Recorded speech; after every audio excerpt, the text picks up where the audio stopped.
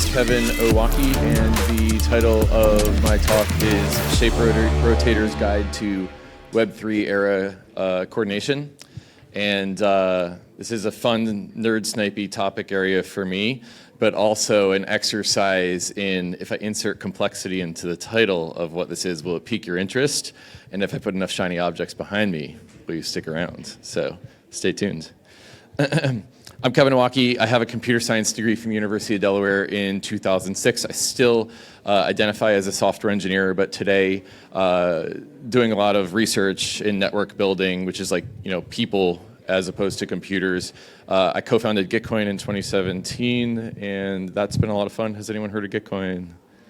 Yay, just a pulse check of the audience. I'd say that right now I'm focused on greenpill.network, which is a place that we published a self-published book, and then I've done 130 podcast episodes on the Bankless network, and now we're building a network of people who are using Web3 to build more positive sum economies. We've got a Discord, and we've got 15 local chapters all across the world where we're practicing this stuff in places as diverse as Nigeria, Denver, Colorado, Italy. So we've got a couple chapters in Asia. So really trying to move into practicing these things in local communities. And maybe if people learn about Web3 by earning some tokens in their local community for doing good, instead of like buying a Bored Ape, they'll hate crypto less. So that's the idea. And don't take anything I say too seriously. I shitpost as Owocki on Twitter, and you can find me there. All right. So this talk is entitled Shape Rotators Guide to Coordination Protocols. And what we did earlier when I asked you if you'd heard of Gitcoin, let's do it again. Who's heard of Gitcoin? All right. That was a pulse check on the audience, but that is also a protocol that we use in order to coordinate. So basically, if you believe, in this case, the prompt was, have you heard of Gitcoin?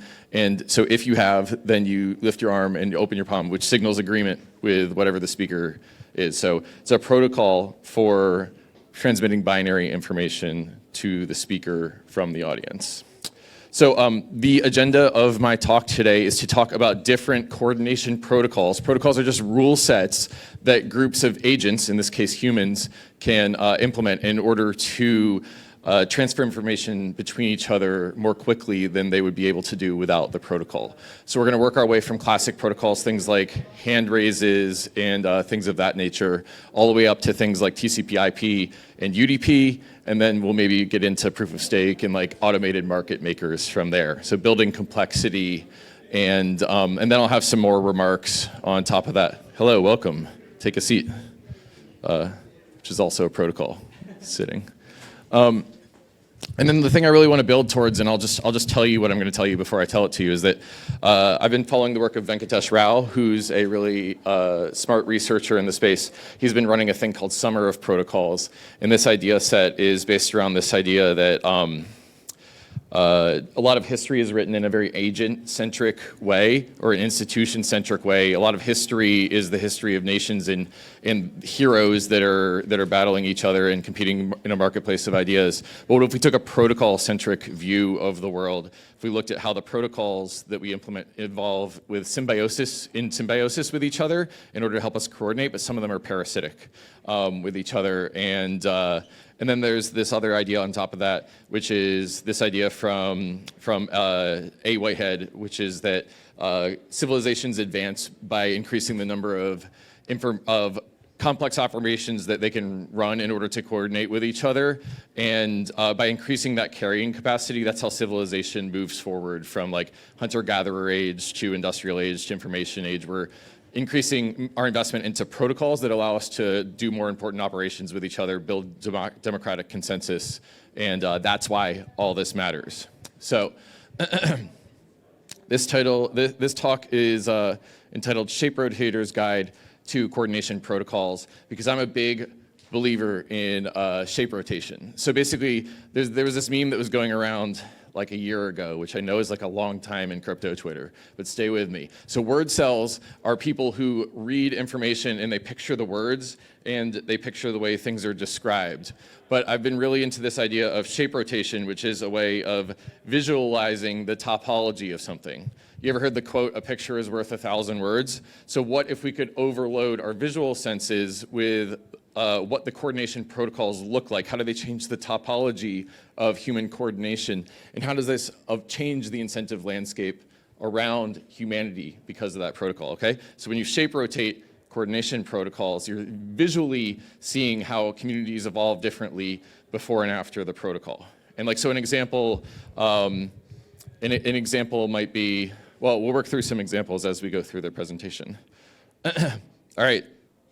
So the first thing that we need to do is demo a coordination protocol, and for that I need someone from the audience to volunteer. Van Gist, come over here.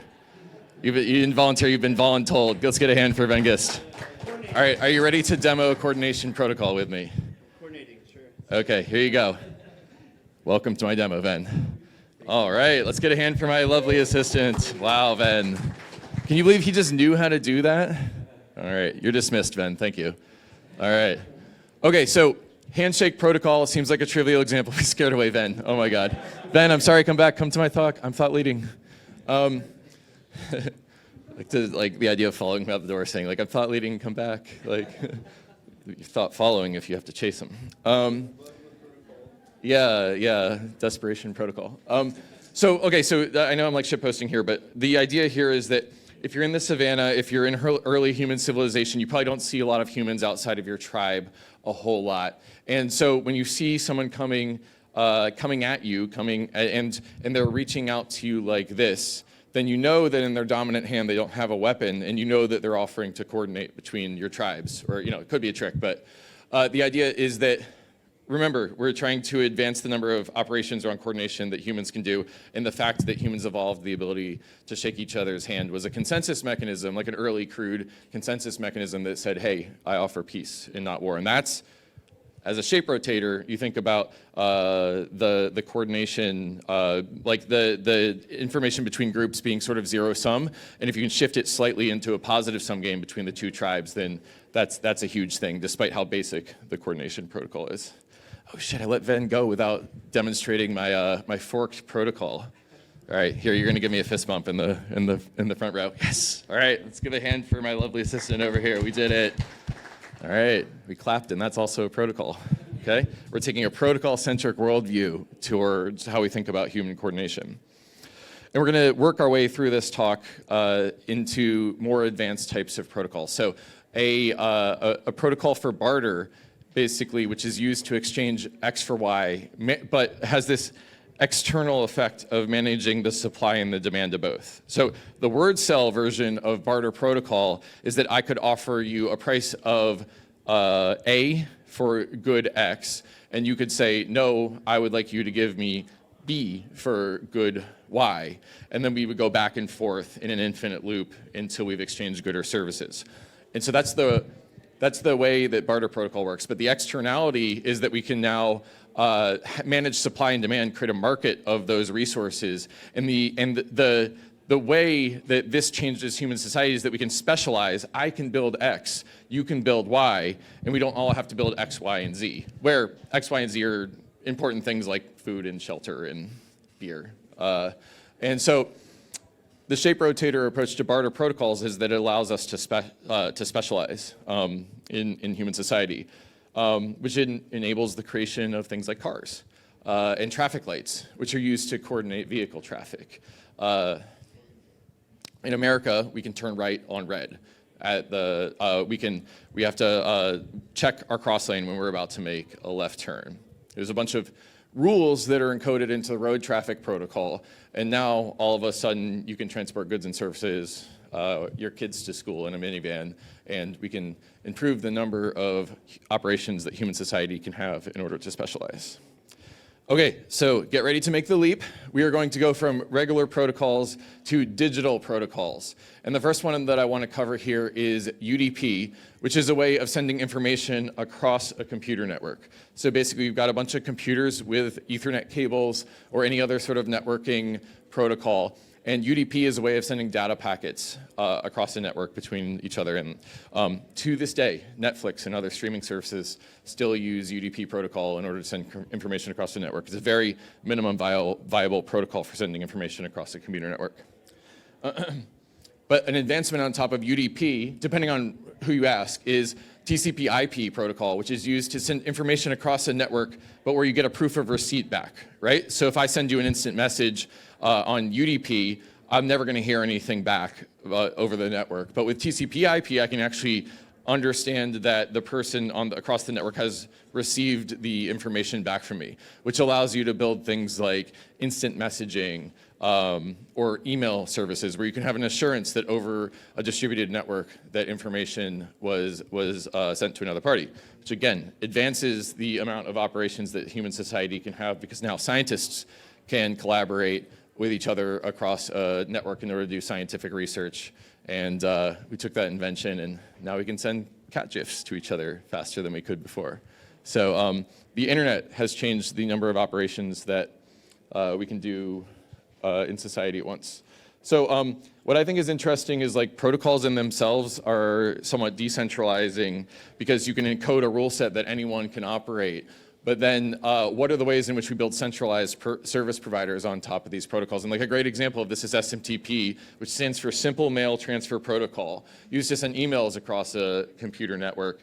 And we, many of us in this space use Gmail or Proton Mail. So but even though the protocol is decentralized, the services on top of it can be built in a centralized and power concentrating way.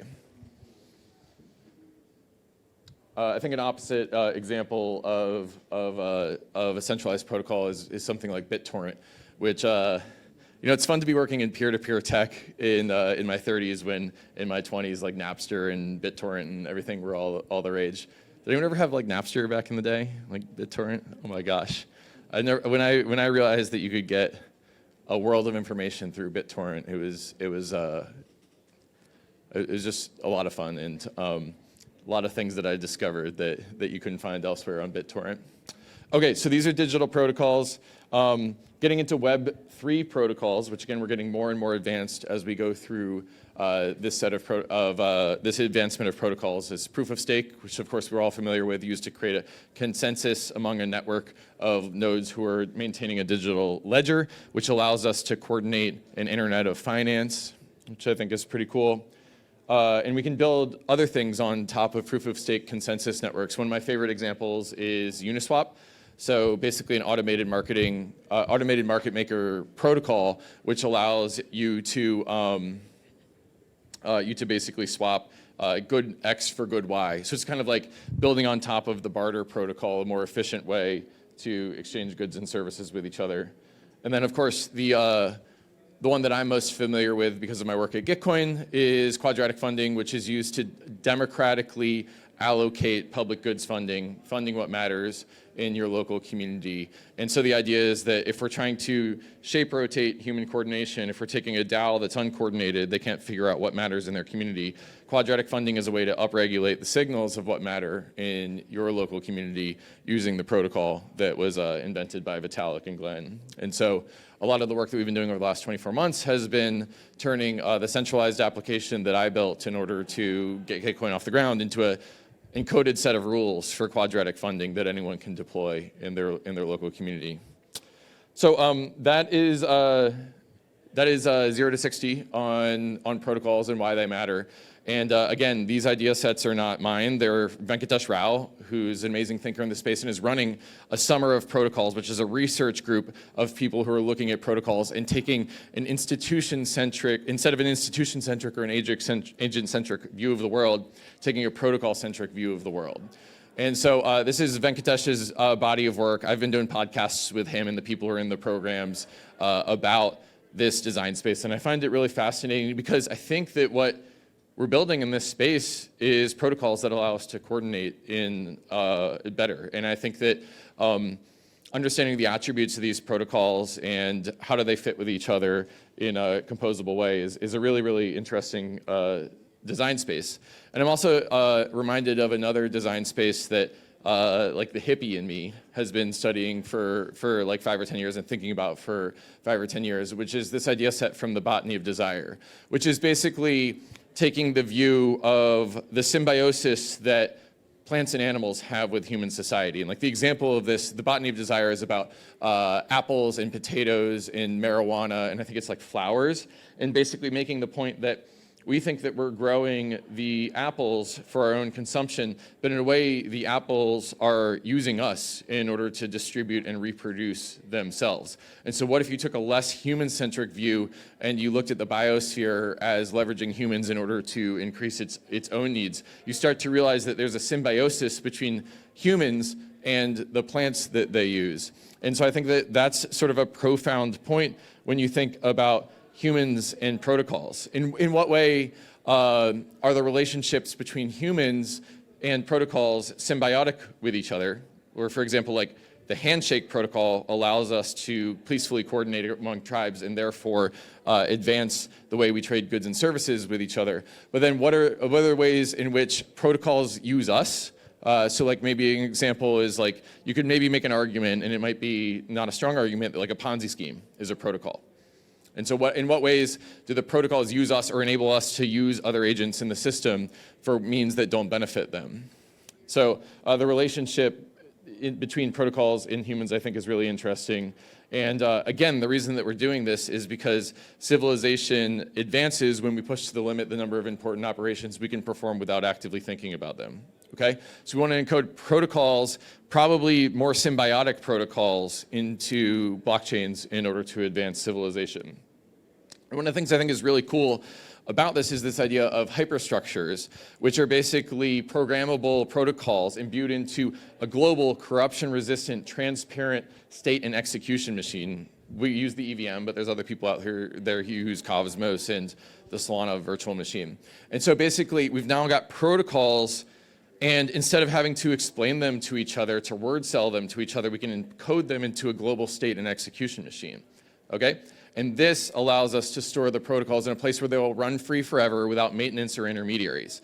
And I think this is a really cool idea when you think about building an institution that lasts for 100 years. If you're going to build a company, you have to rent office space, you have to keep the lights on, you have to pay your taxes, and that's how you keep your company alive. With a hyperstructure, you just etch onto the chain the protocol that you're trying to create, and then it can run free forever without interruptions. And then the state space gets really interesting when you introduce the idea of modularity. Each thing doing one thing and doing it well is part of the Unix philosophy, where like I can cat a file and then I can pipe it into sed, and then if I only want to look at a part of the file over time, like I can do a head on top of that. So you have modules that can be built together in a way that the one thing each thing does one thing well, but then they can be piped together in a way that is supermodular, which basically means that each little part of the system adds a little bit more as you compose them all together. Supermodular systems are like 1 + 1 = 3 type of systems, whereas submodular systems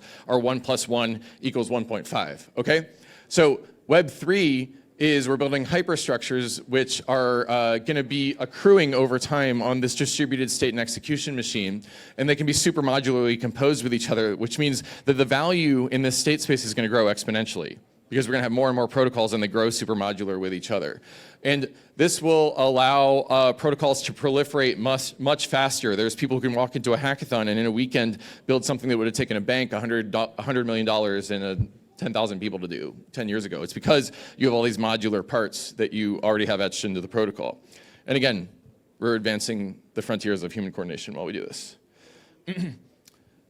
Okay, so we're taking a little bit of a fast and loose view of protocols here, and I think that that's something that we want to accept and embrace as we explore this space. So let's introduce this matrix of atomic to systemic protocols. So atomic would be something like small, like a ping or a handshake, and then systemic protocols are things like the Kyoto Protocol or the Paris Agreement, in which we agree to reduce our climate emissions over time.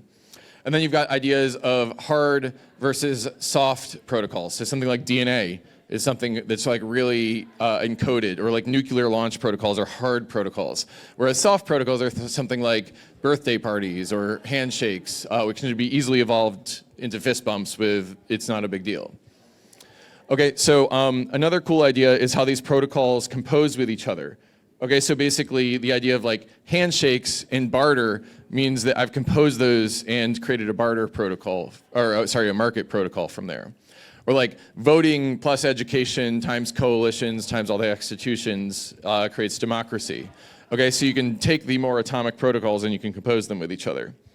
And one of the fun ideas that I've been playing with is this idea that DAOs are just stacked protocols.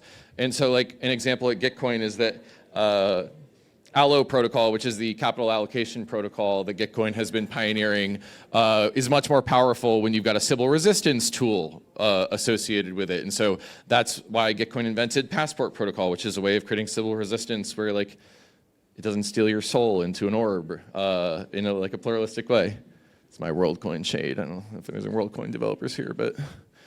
And then, of course, the most complicated part of Gitcoin is the political economy that forms, the execution that forms around the Allo and Passport protocols. And these all things compose into this beautiful set of people and agents and computers named Gitcoin DAO. So these DAOs, I think, are all stacked protocols with each other. And even if your DAO only has one protocol, then still the political economy and the protocol form a more complex system than they did before. So obviously I've been geeking out on this design space, and one of the things that we've launched over the last year or so is this coordination mechanisms website at supermodular.xyz/coordination mechanisms. And so we're just kind of like going through and mapping all of the different coordination mechanisms that exist out there in order to create a canonical resource of what they all look like. And yeah, this design space, I think, is really, really interesting. And so if you want to learn more about some of these protocols, particularly the ones that help you fund what matter, you can go to supermodular.xyz/coordination mechanisms. And then also worth checking out is Summer of Protocols, which is a Venkatesh Rao program that they're running this summer, and is going to basically be studying this design space. And I think we'll have more insights about what protocols look like. And I'll come back to the Taoist and give this talk again, hopefully with more and more information. And if you subscribe to the Green Pill podcast, which you can get to at greenpill.network, that is where I'm broadcasting interviews with Venkatesh and other people who are in the Summer of Protocols program. So if you click on this podcast right here and you subscribe to that, that's where you can learn more about not only the protocol stuff, but everything that we're studying around coordination on the Green Pill podcast. So that is what shape rotation and Web3 protocols is. And if you don't understand what the fuck I'm talking about, hopefully you enjoyed the graphics. It's part of the experience. And really looking forward to pushing forward the frontier of human coordination with you, because that's how civilization advances. Thanks for coming to my talk. Peace.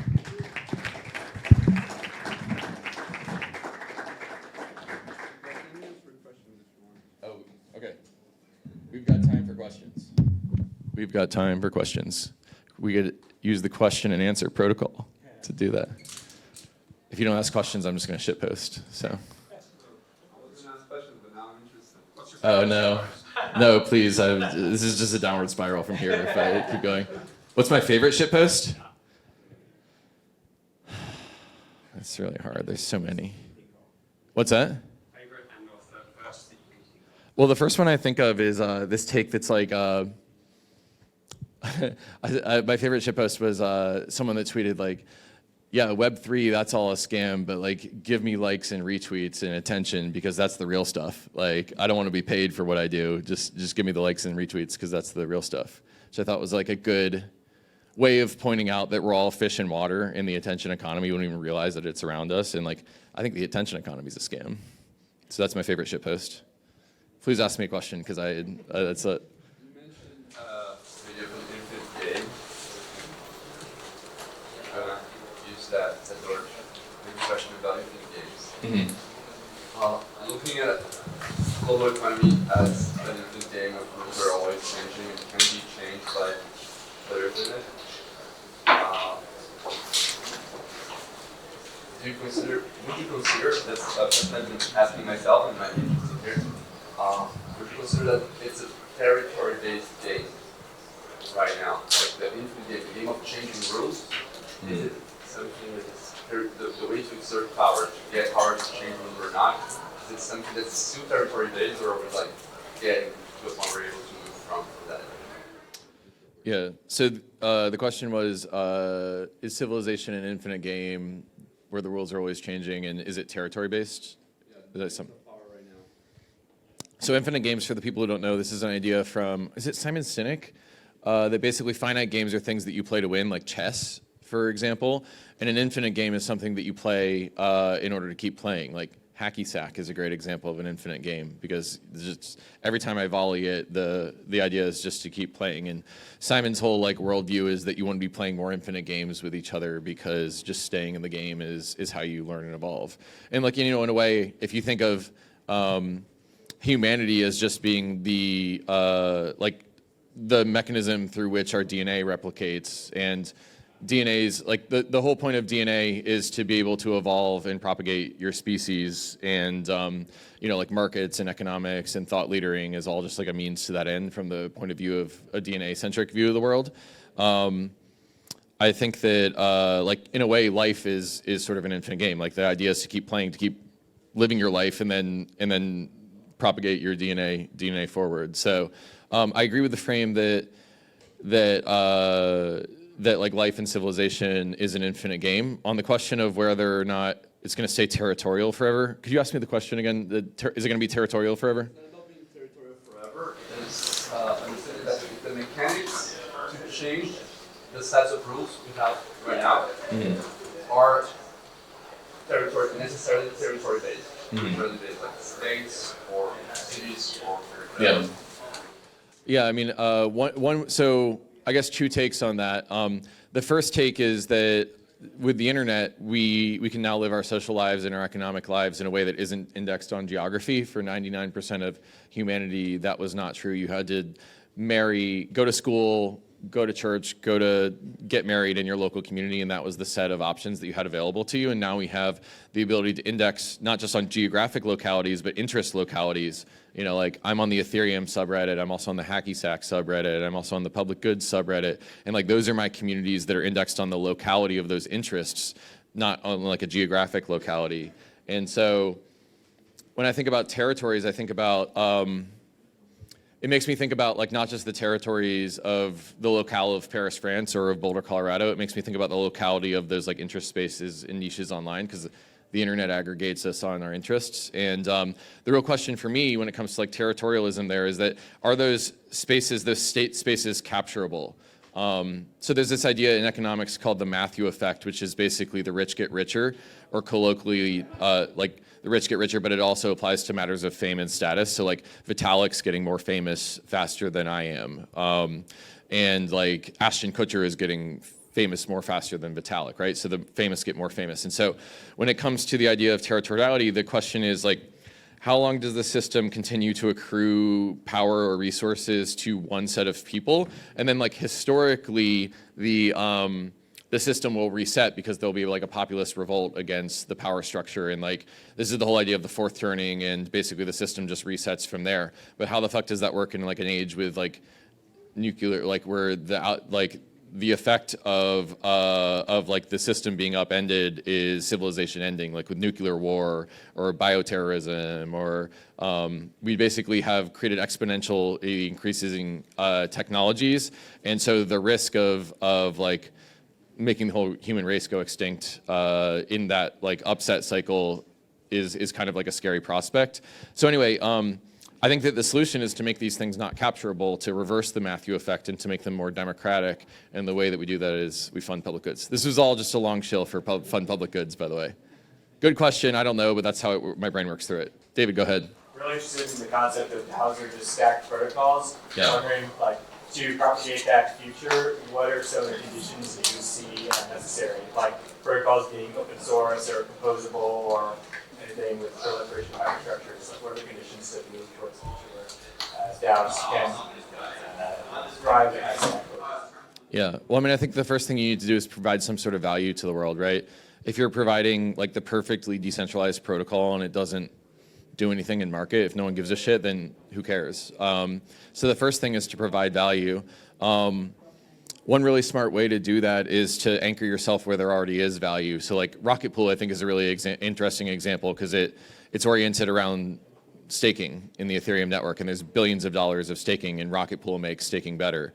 Uniswap is great because it allows you to turn one token into another, right? So it's providing a lot of value.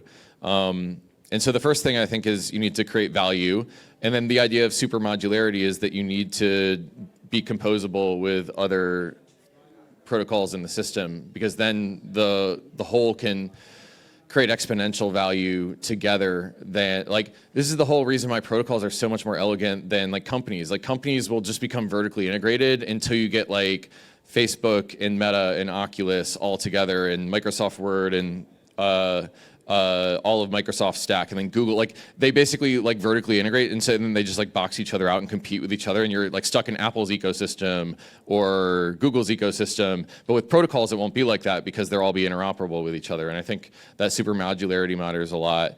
And then the third thing, which is kind of like a nice to have, is that it's not at this point, but like people care in this space about decentralization, is like not being able to be capturable. So those are the things that come to mind for me, but I don't know. Gitcoin's like moderately successful, and like, but I think it's far from like a runaway success. So I don't know. Ask Hayden Adams that question, I guess. How much more time do I have, if any? All right, there's no organizer. Okay, one more minute. Okay, Tom Brand, what's up? So in your work in cataloging coordination protocols, do you see any trends popping up, or I guess kind of? Yeah, I mean, the trend with the internet is that memes propagate faster if they're simple. And like, it just blows my mind that Dogecoin is worth, was it $7 billion? It's a fucking dog coin. Like, I don't know. But like, the way memes propagate online, and attention is like, it correlates with value, right? So the ROI of a meme is like, how much does it hit you and how much do you want to share it with your friends over how hard is it to comprehend. And this is like one of the things I think about with Gitcoin is like, Gitcoin went from its primary meme being fund public goods, which like, you know, I have to corner you at a party and explain public goods to you for like 3 minutes before you get that, to fund what matters, which I think we all intuitively understand that we want to fund what matters around us. And so in simplifying your memes and increasing the way that they hit, I think is a really smart way to propagate your memes and your protocols. But yeah, there's lots of trends, and I think Venkatesh Rao is going to be, like, they're doing a whole research group about protocols and how they evolve with each other, and I'll be doing some podcast episodes on that over the next couple months. So if you want to hear the full answer, you got to subscribe to my podcast at greenpill.network.